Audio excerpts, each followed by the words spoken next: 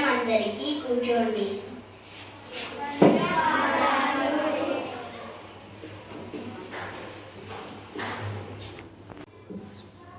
Madam, రేపు town హాల్లో సభ ఉంది, మైకులో చెబుతున్నారు. అవును బాను, రేపు ఏప్రిల్ 7వ తారీఖున ప్రపంచ ఆరోగ్య దినోత్సవ రోజు. దాని గురించి సభలో జరుపుతున్నారు.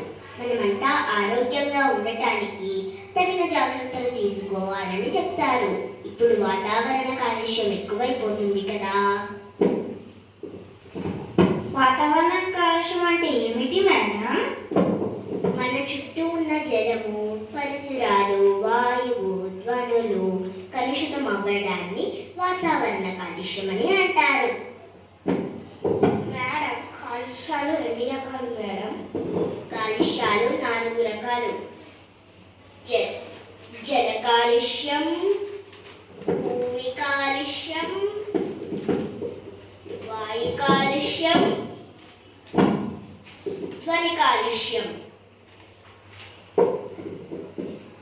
పరిసరాలు, పరిశుభ్రత.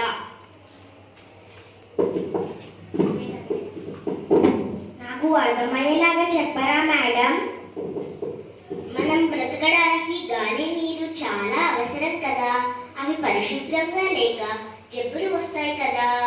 అందువలన మన ఇల్లు చుట్టూ, గ్రామంలోనూ చెత్తాచెదారము, మురికి నీరు, బుడద లేకుండా మనం జాగ్రత్తలు తీసుకోవాలి. లేకపోతే ఈగలు, దోమలు పెరిగిపోయి అనేక అంటువ్యాధులు వ్యాధిస్తాయి. కలరా, మలేరియా, మజూచి, బోధకాలు, టైఫాయిడ్ మొదలైన అంటు రోగాలు పెరిగిపోతాయి. మేడం, మా తాతగారు ఊరిలోని చెరువులో పశువుల్ని కడుగుతారు. అవి ఆ నీళ్ళే తాగుతాయి. ఆ చెరువులను బట్టలు ఉతుకుతారు, స్నానం చేస్తారు. ఆ నీళ్ళని ఊరి వాళ్ళు తాగుతారు. మంచిది కాదు కదా మేడం, జబ్బులు వస్తాయి కదా.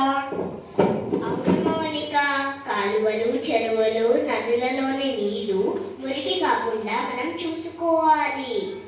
ఆ నీళ్ళలో చెత్తాచెదారం పాచి పెరగడం, మనం వాడిన నీరు మళ్ళీ దానిలో చేరకుండా జాగ్రత్తలు తీసుకోవాలి. మీ తాతగారి ఊరిలో చేసినట్లు చెయ్యకూడదు.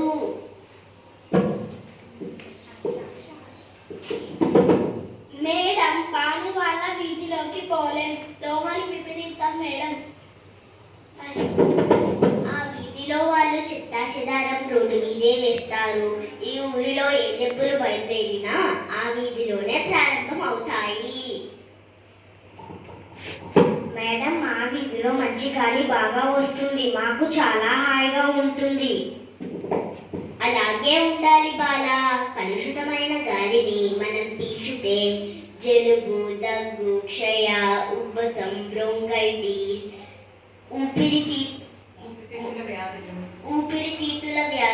ఊపిరితిత్తుల సంబంధమైన జబ్బులు వస్తాయి. సరే గాని బాను, మీ కొత్త ఇల్లు ఎలా ఉందిరా? రోడ్డు ట్రాఫిక్ శబ్దాలు అదరగొడుతున్నాయా? అవును మేడం, మా నాన్నగారి ఉద్యోగానికి దగ్గరగా ఉంటుందని అదే తీసుకున్నాము. కానీ లారీలు, ట్రక్కులు, స్కూటీల వలన సౌండ్ దడదడమంటుంది. రాత్రి పూటన నల్ల పొగ రోడ్డు మీద వ్యాపిస్తుంది. మాకు అసలు రాత్రిపూట నిద్రనే పట్టదు మేడం. దీన్నే ధ్వని కాలుష్యం అంటారు బాను. ఆ రణగణ ధ్వనుల వల్ల చెవులకు జబ్బులు వస్తాయి.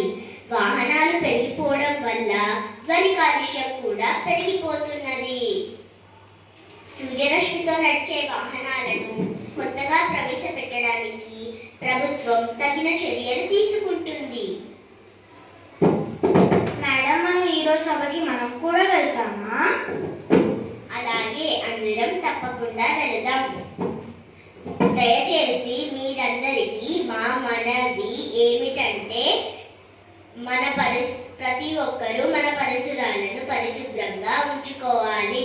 నదులలో, కాలువలలో చెత్తను వేయకూడదు. చెత్తను చెత్తబుట్టలోనే వేయాలి. అలాగే ప్లాస్టిక్ వస్తువులను వాడటం మానేసి బట్టలతో, పేపర్లతో తయారు చేసిన వస్తువులనే వాడాలి. Thank you.